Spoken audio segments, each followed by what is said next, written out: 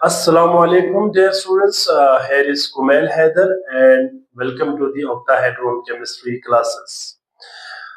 आज का जो हमारा लेक्चर है वो है the remaining of the quantum number which is spin quantum number.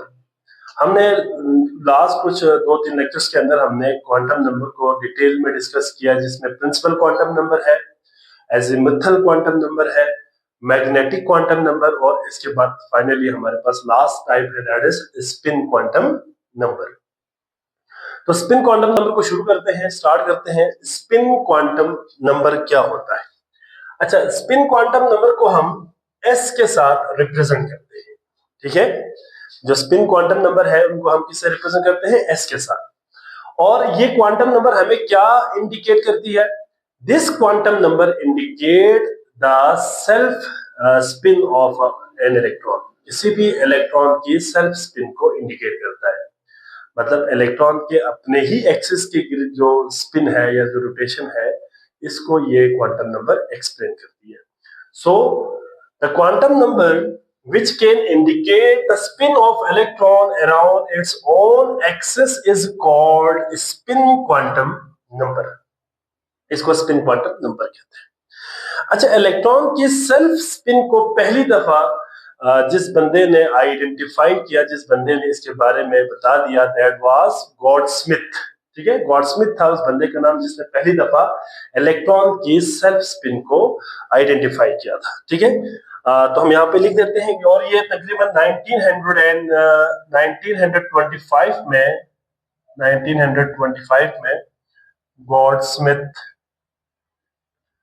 गॉडस्मिथ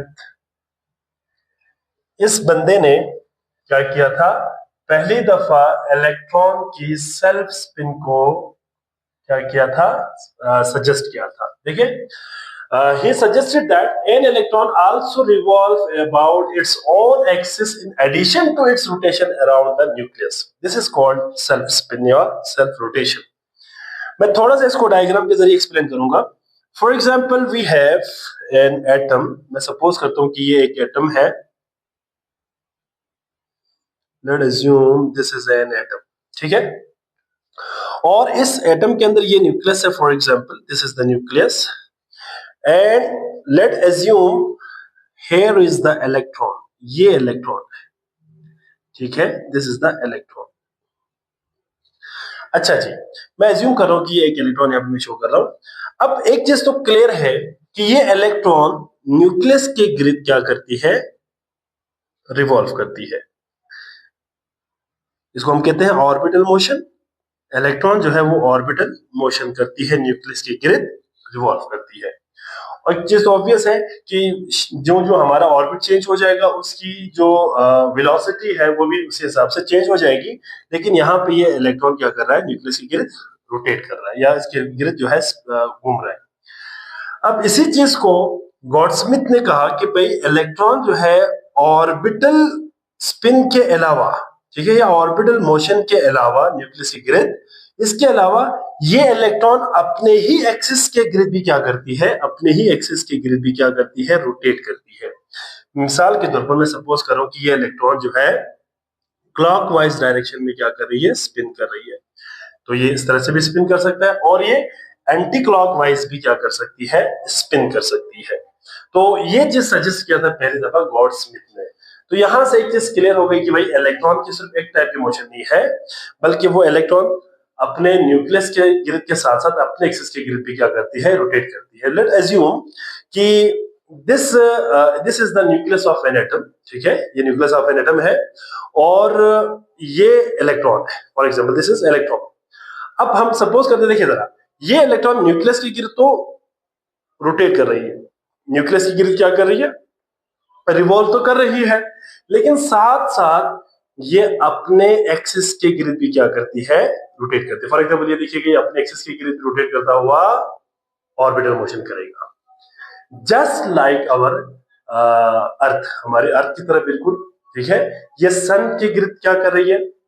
rotate भी कर रही है, और अपने ही एक्सिस के गिर्द भी क्या कर रही है? रोटेशन कर रही है। एंड वी नो दैट जब अर्थ सन की गिर्द जो है रोटेशन करती है, तो उस रोटेशन को कंप्लीट होने में 365 डेज लगती है, मींस 1 ईयर। और बाकी जो उसका अपना जो सेल्फ स्पिन है वो बेसिकली क्या करता है, सेल्फ स्पिन जो है वो अपना कंप्लीट करता है। तो ये बेसिकली डे एंड नाइट वाला जो फिनोमेना है वो यहाँ पे कॉज होती है। खैर, तो ये वैसे एक्स्ट्रा मैंने इसमें बता दिया आपको। बहरहाल एक अर्थ की तरह बिल्कुल ये क्या करती है, अपने एक्सिस की गिर्द भी घूमती है और साथ साथ ये न्यूक्लियस की गिर्द भी रोटेट करती है। ठीक है, सो इसमें अब हम जरा थोड़ा सा मजीद इसको एक्सप्लेन करते हैं कि जो सेल्फ स्पिन है या सेल्फ रोटेशन है ये क्लॉकवाइज भी हो सकती है या एंटी क्लॉकवाइज भी हो सकती है। एक चीज आपने याद रखनी है, अगर तो सेल्फ स्पिन जो है ना, सेल्फ स्पिन क्लॉकवाइज है तो हम इसकी जो डायमेंशन है उसको हम शो करते हैं किसके साथ, +1/2 के साथ शो करते हैं। ठीक है, या इसको हम रिप्रेजेंट करते हैं किसके साथ बेटा, इसको हम अपवर्ड एरो के साथ शो करते हैं। जस्ट इंडिकेशन है बेटा, ये अपवर्ड एरो के साथ शो करते हैं फॉर किसके लिए, क्लॉकवाइज स्पिन के लिए। और अगर यही इलेक्ट्रॉन एंटी क्लॉकवाइज या एंटी क्लॉकवाइज स्पिन कर रही है तो इसको हम क्या कहेंगे, -1/2 के साथ इंडिकेट करते हैं, और या इसको हम डाउनवर्ड एरो के साथ शो करते हैं। ठीक है, डाउनवर्ड एरो के साथ हम इसको क्या करते हैं, रिप्रेजेंट करते हैं। ये आप लोगों ने याद रखनी है, जस्ट फॉर इंडिकेशन है ये। तो माइनस प्लस, कुछ किताबों के अंदर जो है ना ये माइनस प्लस का जो साइन है उसको भी नोट किया हुआ, दैट डजंट मैटर। ठीक है, इसमें कोई प्रॉब्लम नहीं है, दीज आर जस्ट डायमेंशंस। सो हम यहाँ पे प्लस और माइनस से जस्ट ये चीज बताने की कोशिश करें कि क्लॉकवाइज और एंटी क्लॉकवाइज को डिफरेंशिएट करने के लिए। अच्छा जी, इसके बाद है next, spin quantum number is denoted by s। हम इसको किससे रिप्रेजेंट करते हैं, s के साथ। And it can not be calculated by wave equation. देखिए, अगर हम बाकी तमाम क्वांटम नंबर को देखें तो वहां पे मैंने मेंशन भी किया हुआ है साथ साथ कि तमाम के तमाम principal quantum number, azimuthal quantum number और मैग्नेटिक क्वांटम नंबर को हम wave equation, Schrodinger wave equation से कैलकुलेट कर सकते हैं। लेकिन जो स्पिन क्वांटम नंबर है इसको हम वेव इक्वेशन से कैलकुलेट नहीं करते, rather than it can be calculate bye experimentally. हम इसको एक्सपेरिमेंटली क्या करते हैं, ये हम इसको एक्सपेरिमेंटली हम इसको क्या करते हैं, फाइंड करते हैं। ठीक है, अच्छा, इसके बाद मैंने यहाँ पे एक और चीज लिखा हुआ है, इट हैज 2 पॉसिबल वैल्यूज। इसके 2 पॉसिबल वैल्यूज है, अभी मैंने आपको ऊपर बता भी दिया कि वो पॉसिबल वैल्यूज क्या क्या है। एक पॉसिबल वैल्यू ये है कि वो क्लॉकवाइज हो, ठीक है, क्लॉकवाइज रोटेशन करे। दूसरा इसमें क्या है बेटा, एंटी क्लॉकवाइज क्या करिए, क्लॉकवाइज ये क्या करे, स्पिन करे। अगर तो ये क्लॉकवाइज स्पिन करती है तो हम इसको +1/2 के साथ शो करते हैं, या अपवर्ड एरो के साथ इसको हम रिप्रेजेंट करते हैं। और अगर एंटी क्लॉकवाइज है तो -1/2 एंड डाउनवर्ड एरो के साथ हम इसको क्या करते हैं, रिप्रेजेंट करते हैं। ठीक हो गया, तो ये इसकी जस्ट इंडिकेशन है। और थोड़ा सा मैं डायग्रामेटिकली आपको इसको समझाता हूँ, थोड़ा सा आप इसको इस हिसाब से जरा अंडरस्टैंड करें। For example we have an electron. ठीक है, एक इलेक्ट्रॉन है, इसकी 2 पॉसिबल स्पिन को हम कैसे इसमें रिप्रेजेंट करते हैं। तो फॉर एग्जाम्पल ये लेट्स सपोज कि ये एक इलेक्ट्रॉन है। ठीक है, ये एक इलेक्ट्रॉन है और ये इलेक्ट्रॉन ऑर्बिटल मोशन तो कर ही रहा है, लेकिन हम इसकी सेल्फ स्पिन को भी स्टडी करते हैं। ठीक है, सपोज करते हैं कि this electron perform clockwise spinning. ठीक है, ये क्लॉकवाइज स्पिनिंग कर रहा है फॉर एग्जाम्पल। ठीक है, तो आपको एक चीज का पता होना चाहिए,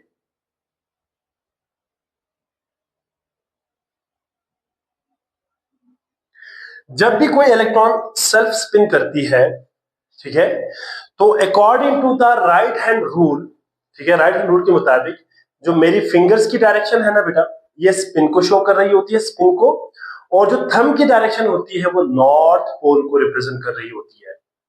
जाहिर बात है, कोई भी मूविंग चार्ज पार्टिकल हो, जब वो मूव करती है तो अपनी क्या करती है, मैग्नेटिक फील्ड प्रोड्यूस करती है।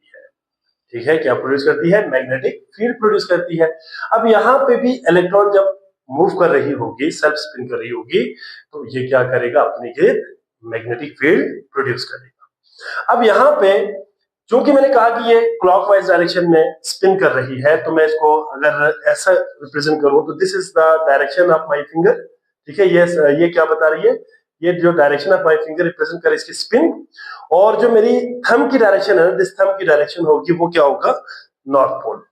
हम यहाँ पे नॉर्थ पोल लिखते हैं, this is north pole and this is south pole. ठीक है, और for the sake of our convenience हम एक चीज रिप्रेजेंट करते हैं कि the magnetic field lines originate from north pole and terminate into south pole, and terminate into south pole, इस तरह से। और इसको भी हम यहाँ पे भी रिप्रेजेंट करते हैं इस तरह से, ये क्या करेगा, नॉर्थ पोल से ओरिजिनेट होगा और साउथ पोल के अंदर क्या होगी, टर्मिनेट होगी। एक चीज आपने याद रखनी है कि ये ऐसा बेसिकली अपनी आसानी के लिए हम शो करते हैं, बेसिकली इसकी कोई ओरिजिन और कोई टर्मिनेशन एज इट इज नहीं होता। ठीक है, क्योंकि सर्कुलर पाथ होते हैं, किसी सर्कल की कोई ओरिजिन और कोई टर्मिनेशन नहीं होती। तो यहाँ पे बस हम अपने अंडरस्टैंडिंग के लिए और अपनी आसानी के लिए हम यहाँ पे रिप्रेजेंट करते हैं कि नॉर्थ पोल से निकलती है और साउथ पोल की तरफ क्या हो रही है, ये टर्मिनेट हो रही है। This is known as magnetic field. ये क्या चीज है, मैग्नेटिक फील्ड है। ठीक है, और इसकी ऑब्वियसली एक इलेक्ट्रॉन की स्पिन एंगुलर मोमेंटम भी होगी इसकी। ठीक है, और अगर आप इस मैग्नेटिक फील्ड को देखें तो ये जो आपके पास स्पिन है, क्लॉकवाइज स्पिन, इसकी वजह से क्या हो रही है, ये मैग्नेटिक फील्ड प्रोड्यूस हो रही है। तो इसको अगर हम रिप्रेजेंट करें तो इसको हम किससे शो करेंगे, +1/2 के साथ, या इसको हम अपवर्ड एरो के साथ शो करेंगे। ठीक है, ये इसकी इंडिकेशन है। एक और पॉसिबिलिटी भी है कि यही इलेक्ट्रॉन, फॉर एग्जांपल ये भी हो सकता है कि लेट एज्यूम कि दिस इज द इलेक्ट्रॉन।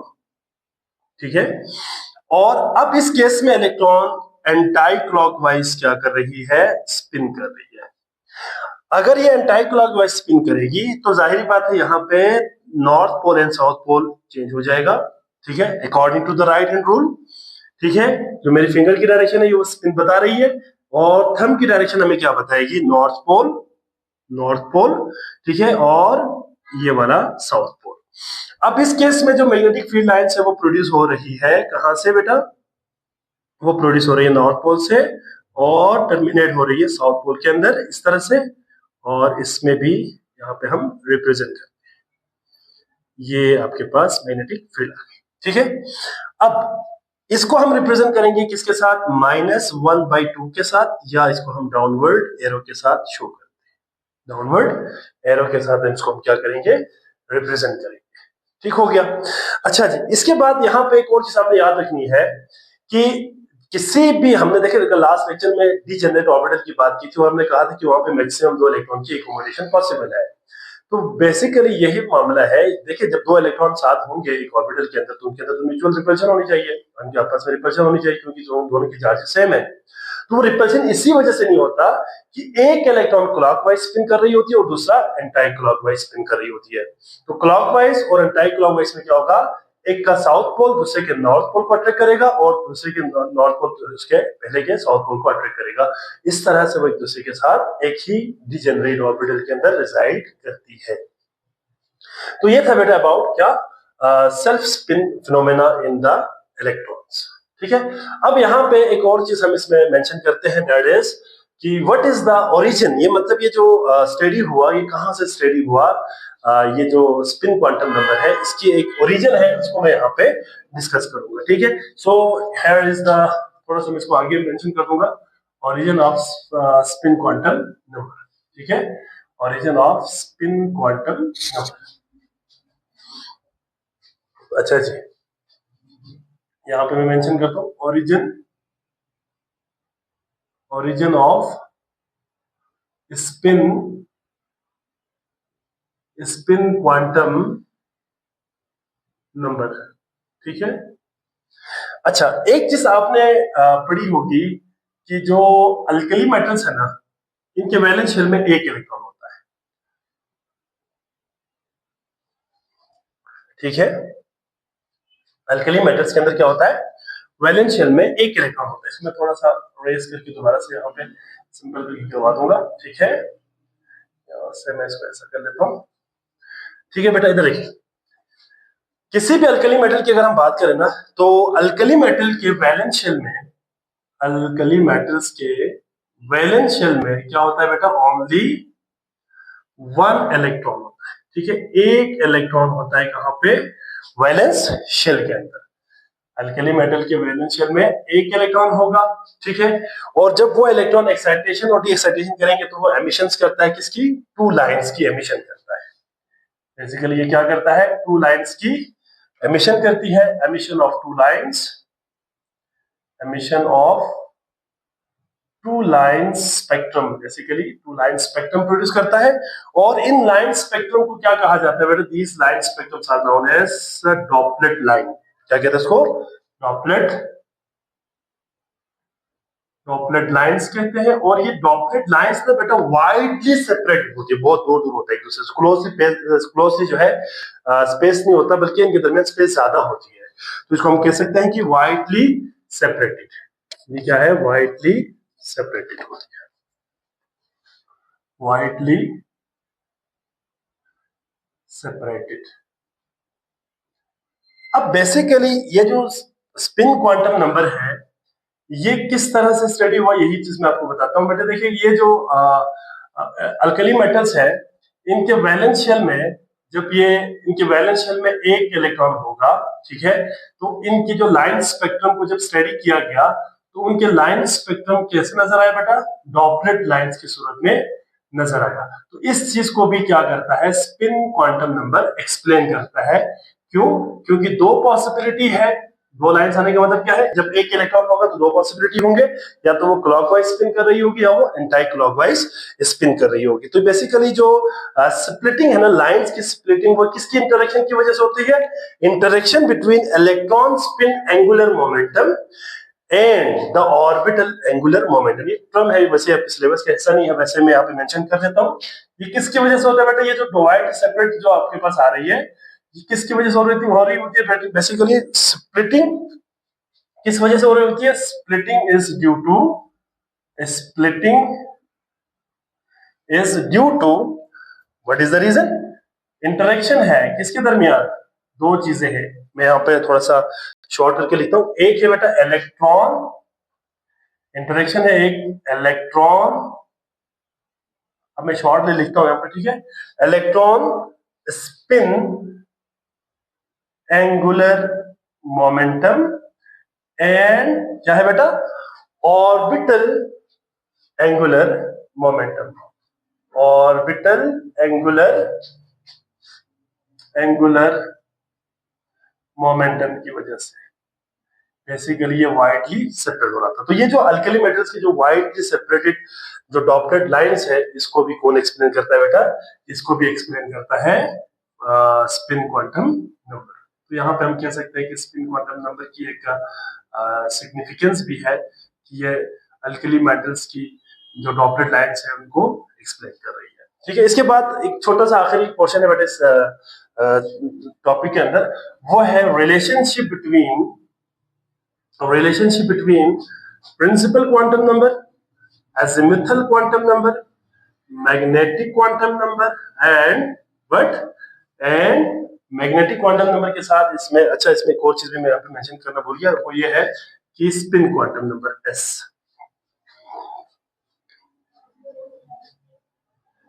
अब इन सबको आपस में हम क्या करेंगे, रिलेट करेंगे, ठीक है। n represent the principal quantum number, L represent the azimuthal quantum number and S represent the spin quantum number। तो हम जरा एक कॉन्फ़िगरेशन के लिए थोड़ा सा हम इसमें एक टेबल बनाते हैं। ये टेबल बहुत ज्यादा इंपॉर्टेंट है बेटा, इसको मैं डबल स्टैरिक लगा देता हूँ ताकि ये बहुत ज्यादा इंपॉर्टेंट है, ठीक है। अच्छा जी, देखते हैं जरा। देखिए हमें एक चीज का क्लियर आइडिया है, हमने पढ़ा है, अगर आपने नहीं पढ़ा ये लेक्चर अभी देख रहे तो आप प्रीवियस लेक्चर्स को लाजमी देख लीजिएगा, अदरवाइज आपको ये समझ नहीं आएंगे। As we know that the principal quantum number की जो वैल्यू है वो 1 से स्टार्ट हो रही होती है, 0 नहीं होती, 1 से स्टार्ट हो रही होती है। प्रिंसिपल क्वांटम नंबर की वैल्यू 1 होती है।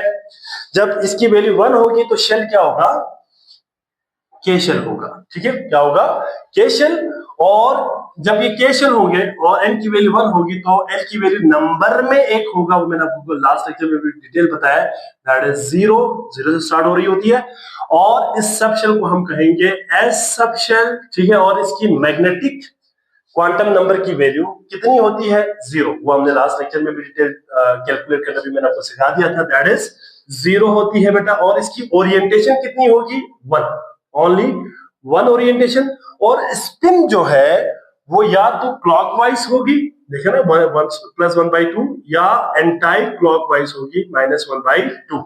ये आप लोगों ने याद रखनी है, ठीक है। सब में यही पॉसिबिलिटी है कि इलेक्ट्रॉन की या तो क्लॉकवाइज स्पिन, एक इलेक्ट्रॉन की या तो क्लॉकवाइज स्पिन या तो एंटाई क्लॉकवाइज स्पिन। प्रोबेबिलिटी 50-50% है। तो कॉन्फ़िगरेशन क्या बनेगा? 1s, ठीक है, 1 और s। और इलेक्ट्रॉन मैक्सिमम कितना आ सकता है? 2 इलेक्ट्रॉन मैक्सिमम इसके अंदर आ सकता है। अगर n की वैल्यू हो 2, ठीक है, तो हमारा शेल बन जाएगा L शेल, ठीक है, L शेल होगा। और इसकी L की वैल्यू 2 होगी बेटा नंबर में, दैट इज 0 और 1। या तो 0 होगा और 0 होगा और 1 होगा। अगर 0 है तो इसको हम S सब शेल कहते हैं, और 1 हो तो फिर P सब शेल कहते हैं। अब S के लिए हमने अभी कहा कि 0 मैग्नेटिक जो है क्वांटम नंबर की वैल्यू होगी, और P के लिए क्या होती है? मैग्नेटिक क्वांटम नंबर की वैल्यू या तो 0 हो सकती है, 0 होगी, इसके अंदर 0 भी होगी, और इसके साथ साथ +-1। तो इसकी ओरिएंटेशन बनेगी 1, इसकी ओरिएंटेशन बनेगी 3, ठीक है, इसकी ओरिएंटेशन 3 बनेगी। That was px, py and pz।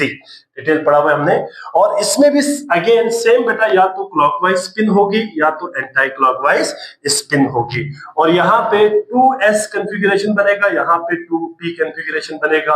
और इसमें मैक्सिमम 2 इलेक्ट्रॉन, इसमें मैक्सिमम 6 इलेक्ट्रॉन्स। सिमिलरली अगर n की वैल्यू क्या हो बेटा? n की वैल्यू हो 3, तो n की वैल्यू जब 3 होगी तो हमारा शेल कौन सा होगा? m shell.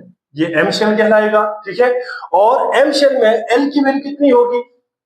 m की वैल्यू 0 हो सकती है, l की वैल्यू सॉरी 0 हो सकती है, और 1 हो सकती है, या और उसके साथ 2 हो सकती है, ठीक है। मतलब 3 पॉसिबल वैल्यूज होती है इसकी, 0, 1, 2, 3 वैल्यूज, ठीक है। अच्छा, सब शेल s, p और d। s के लिए अगेन 0, इसके लिए 0 और +-1, ठीक है। और d के लिए क्या होती है बेटा? 0 +-1 एंड +-2। इसका आप अगर जरा गौर से देखें तो ये इनके मैग्नेटिक क्वांटम नंबर की वैल्यूज होंगे। इस केस में 1 ओरिएंटेशन होगा, इस केस में 3 ओरिएंटेशंस होंगे, और इस केस में कितने होंगे बेटा? 5 ओरिएंटेशंस होती है। और 5 ओरिएंटेशन कौन कौन सी होती है? dxy, dy, z, dx, z, dx² - y² d, z²। ये मैं आगे अगला टॉपिक जो हमारा शेप्स ऑफ ऑर्बिटल आएंगे वहां पे मैं इसको एक्सप्लेन करूंगा, ठीक है। और इसमें भी अगेन क्या है बेटा? जो स्पिन है या तो क्लॉकवाइज होगी या तो एंटी क्लॉकवाइज होगी, यही 2 पॉसिबिलिटी है इसके अंदर। और कॉन्फ़िगरेशन क्या बनेगा? 3s, 3p and 3d। और इसमें 2 इलेक्ट्रॉन्स, इसमें 6, और इसमें कितने हैं? इसमें होता है 10 इलेक्ट्रॉन्स, ठीक हो गया। इसी तरह से आखिरी है, जल्दी से कंप्लीट कर लेते हैं। 4 अगर n की वैल्यू होगी तो बेटा हमारा शेल कौन सा होगा? n शेल, ठीक है, n शेल। और इसकी वैल्यू क्या क्या हो सकती है? 0, 1, 2 एंड 3, 4 वैल्यूज होंगे, ठीक है। 0 for s sub shell, 1 for p sub shell, 2 for d sub shell and 3 for f sub shell, ठीक है। अब इसमें भी मैग्नेटिक क्वांटम नंबर की वैल्यू क्या होगी? 0, ठीक है, 0 +-1, 0 +-1 +-2। और इस केस में क्या होगा? 0 +-1 +-2 एंड +-3। तो ये कितने हो गए? 2, 4, 6 एंड 7, ठीक है। अच्छा, अब इसमें अगर हम लिखें तो इसमें एक ही ओरिएंटेशन है 1, इसमें 3 ओरिएंटेशन है बेटा, इसमें 5 ओरिएंटेशन है, एंड इसमें 7 ओरिएंटेशन है। और यहाँ पे अगेन जो बात हमने करनी है, और वो भी यहाँ पे क्या है बेटा? दैट इज कि यहाँ पे जो स्पिन हो क्वांटम नंबर होगी, या तो वो क्लॉकवाइज होगी स्पिन +½ के साथ, या -½ के साथ होंगे। और कॉन्फ़िगरेशन क्या बनेंगे? 4s, 4p, 4d, 4f, 2 maximum electron, 6 maximum electron, 10 maximum electrons and 14 maximum electrons. तो ये था बेटा अबाउट, ये था हमारा क्या स्पिन क्वांटम नंबर, और उसमें आखिर में एक रिलेशनशिप को हमने डिराइव किया। आई होप सो इसमें कोई प्रॉब्लम नहीं होगा। ठीक है, तो ये हमने आज का लेक्चर हमने यहाँ पे कवर किया, और इसमें ना बेटा आप लोगों ने अच्छे से इसको समझना है। कोई सवाल हो तो जरूर आप लोग पूछ लिया करें, ताकि मैं उसको उस हिसाब से आपको आंसर करूँ। एक दफा इसका स्क्रीनशॉट है, इसके बाद मैं इसको क्विकली आपको रिवाइज करता हूँ। जी, आई होप सो कि आपने इसका स्क्रीनशॉट लिया होगा। अच्छा, अब आप इधर देखिए, हमारा जो स्पिन क्वांटम नंबर है उसको हमने कंप्लीट किया। आज हमारा क्वांटम नंबर कंप्लीट हो गया, इस चैप्टर का तकरीबन हाफ हो गया हमारा। ठीक है, बाकी कुछ रिमेनिंग रहता है वो भी हम इसमें कवर कर लेंगे। तो स्पिन क्वांटम नंबर क्या बताती है हमने डिटेल में एक्सप्लेन किया। इसको गॉडस्मिथ ने बेसिकली सजेस्ट किया था, पहली दफा इसने स्टडी किया था। और यहाँ पे मैं इलेक्ट्रॉन की सेल्फ स्पिन और ऑर्बिटल स्पिन को यहाँ पे मेंशन किया हुआ है। Here is the self spin, ये हमारा सेल्फ स्पिन है। और ये जो आपको नजर आ रही है, this is known as orbital spin, orbital spin. ठीक है, ऑर्बिटल रोटेशन कह सकते हैं आप इसको। इसी तरह से यहाँ पे फिर मैंने आपको इनकी रोटेशन बता दिया, प्लस हाफ और माइनस हाफ के साथ होती है, या तो क्लॉकवाइज होती है या तो एंटी क्लॉकवाइज। मतलब आप या तो प्लस हाफ के साथ शो करेंगे, ठीक है, या माइनस हाफ के साथ शो करेंगे इनके नोटेशन को, इनकी रिप्रेजेंटेशन को। और यहाँ पे मैंने आपको जस्ट इसमें ना एक और चीज भी आप याद रख लीजिएगा, इन दोनों की केस में ना बेटा याद रखिएगा, यहाँ पे मैग्नेटिक मोमेंट होती है। ये मैग्नेट एक्सटर्नल मैग्नेट की तरफ क्या कर सकता है, ये अट्रैक्ट हो सकती है, मैग्नेटिक अट्रैक्शन या रिपल्शन हो सकती है, मैग्नेटिक मोमेंट होती है, इनकी मोमेंट होती है। ठीक है, तो ये बेसिकली मैग्नेटिक फील्ड की वजह से होती है, और ये आप लोगों ने बेसिकली याद रखनी है। इसके बाद फिर मैंने आपको ओरिजिन के बारे में बता दिया। मतलब ये स्पिन क्वांटम नंबर जो है बेसिकली अल्कली मेटल से अल्कली मेटल की जो डॉपलेट लाइंस है उसको ये बेसिकली एक्सप्लेन करता है। और ये किस वजह से होता है, due to interaction between electron spin angular momentum and orbital angular momentum के दरमियान इंटरेक्शन की वजह से ये सेपरेटिंग होती है, वाइडली सेपरेटेड होती है डॉपलेट लाइंस में। और इसके बाद मैंने आपको एक रिलेशनशिप बता दिया, और ये रिलेशनशिप बहुत इंपॉर्टेंट है। हम इससे से रिलेटेड कुछ आगे एमसीक्यूज डिस्कस करेंगे, that is the most important one. और इसके बाद इस तरह से कुछ इसके बारे में कुछ शॉर्ट क्वेश्चंस भी हम डिस्कस करेंगे। तो यहाँ पे हमारा क्वांटम नंबर कंप्लीट होता है बेटा। अगले लेक्चर में इंशाल्लाह मैं आपको इसके एमसीक्यूज इंपॉर्टेंट और साथ में शॉर्ट क्वेश्चंस करवाता हूँ। एक चीज और मैं इसमें ऐड करता जाऊँ बेटा, कि जो मैं लेक्चर्स यहाँ पे आपको प्रिपेयर करके दे रहा हूँ, इन लेक्चर्स में ना सिर्फ और सिर्फ आपकी फेडरल बोर्ड इसमें कवर नहीं है। मतलब फेडरल बोर्ड तो ऑलरेडी कवर है सारे के सारे। इसके अलावा भी आपका फॉर एग्जांपल एफएससी के फौरन बाद आपने एमडीकेट में जाना होता है, या ई केट में जाना होता है, या फिर आप नम्स का टेस्ट दे रहा होता है, तो कोई भी आप एंट्रेंस टेस्ट देते हो उनके लिए भी अगर ये टॉपिक टेस्ट में शामिल है तो उनके लिए भी ये हेल्पफुल होगा। ठीक है, इसके अलावा नीट जो टेस्ट है उसके हवाले से भी बड़ा मैंने इसमें पॉइंट्स ऐड किया है। ओ लेवल ए लेवल की जो केमिस्ट्री है, ठीक है, उस हवाले से भी मैंने यहाँ मटीरियल यहाँ पे मैंने असेंबल करके यहाँ पे मैंने मेंशन किया है। तो मैं इन तमाम चीजों को साथ साथ लेके जा रहा हूँ, हर बच्चे के लिए इसमें फायदा है। ठीक है, सही से लेक्चर को समझे बेटा, और इस लेक्चर को अच्छे से नोट करें, और अपने पास एक अच्छा सा नोट्स भी आप लोग प्रिपेयर करते जाए। साथ साथ साल के आखिर तक आपके पास बड़े कंप्लीट जो है नोट्स भी बन जाएंगे। और लेक्चर्स के हवाले से कोई प्रॉब्लम है, कोई बात समझ ना आ रही हो, या कोई सजेशन हो आपका, तो यो आप आसानी से जो है अपने कमेंट बॉक्स के अंदर अपना मैसेज जो है फ्रीली ड्रॉप कर सकते हैं। ठीक है, ऑलवेज मोस्ट वेलकम, मैं उसको देखूंगा जरूर। और अगर आपकी कोई क्वेरी है, कोई क्वेश्चन है, तो इंशाल्लाह मैं आपको वही आंसर करूंगा। आपकी कोई सजेशन है तो भी मेरे लिए मोस्ट वेलकम है, मैं उसको जरूर देखूंगा, जरूर उसको मैं अप्लाई करने की कोशिश भी करूंगा। तो यहाँ पे हमारा लेक्चर स्टॉप करते हैं बेटा, अपना बहुत सारा ख्याल रखिएगा। अल्लाह हाफिज।